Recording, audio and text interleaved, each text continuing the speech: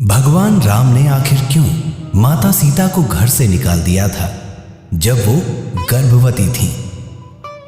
आप सोच रहे होंगे कि भगवान राम ने गलत किया, मगर ऐसा नहीं है।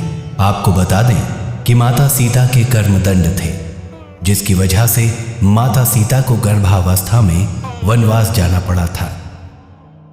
इसमें दोष किसी का नहीं था, बल्कि स्वयं मां सीता का था। जी हाँ, पद्म पुराण में लिखा है कि जब माता सीता मात्र 5 वर्ष की थी, तब वो एक दिन अपनी सहेलियों के साथ बगीचे में खेलने गई थी। वहीं एक पेड़ पर तोती बैठी थी, जो अपने तोते को राम कथा सुना रही थी। अयोध्या में राम जन्मे हैं, राम दशरथ के पुत्र हैं, राम का श्रृंगार अति सुंदर है। यहाँ जनकपुर में धनुष तोड़कर राम सीता से विवाह करेंगे। तोती को ये कहानी इसलिए मालूम थी क्योंकि तोती और तोता वाल्मीकि जी के आश्रम में रहा करते थे, जहां रोजाना वाल्मीकि जी अपने शिष्यों को राम कथा सुनाते थे। तो इस तोती ने भी राम कथा खूब सुनी थी और रट भी ली थी। उसके बाद तोती और तोता उड़ते उड़ते जनकपुर बस गए आकर। जी हाँ, वहीं पर तोती अपने तोते को राम कथा सुना रही थी। तभी सीता ने सुना कि ये तो मेरे बारे में बता रही है।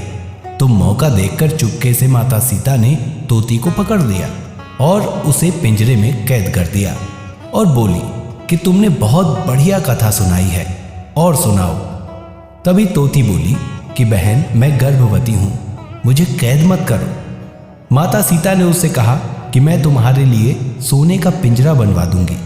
यकीन मानिए, माता सीता ने रातों रात सोने का पिंजरा बनवाया भी, और तोती से कहा कि इसमें रहो और तुम्हें जो खाना हो वो बोलो, मैं तुम्हें खिलाऊंगी, पर तुम मेरे पास रहो। तोती बोली, हे सीते, तुमने भले ही मेरे लिए सोने का पिंजरा बनवाया हो, मगर मेरे लिए तो खुली हवा ही सोने के समान है। तोती गिड़गिड़ाते हुए रोने लगी और बोली कि मैं तुम्हारे सामने हाथ जोड़ती हूँ, मुझे बंधन से मुक्त कर दो। मगर उस वक्त माता सीता निर्दयी और स्वार्थी बन गई, जिसके चलते वो तोती बेचारी तड़प तड़प कर मर गई।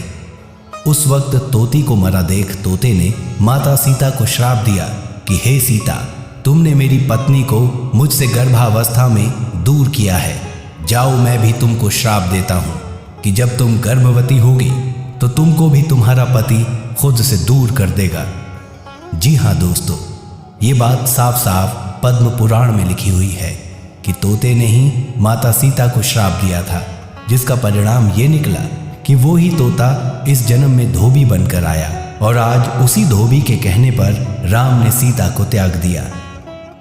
बस इस जगह दोष ना तो धोबी का था और ना ही प्रभु श्री राम का, बल्कि ये तो माता सीता का कर्मदंड था, जिसे माँ ने खुशी खुशी स्वीकार भी किया था। तो दोस्तों, माता सीता से सीखिए कि अपने कर्मों का दंड यही भोगना पड़ता है, इसलिए इसे हंसते हंसते स्वीकार कीजिए और भोगिए।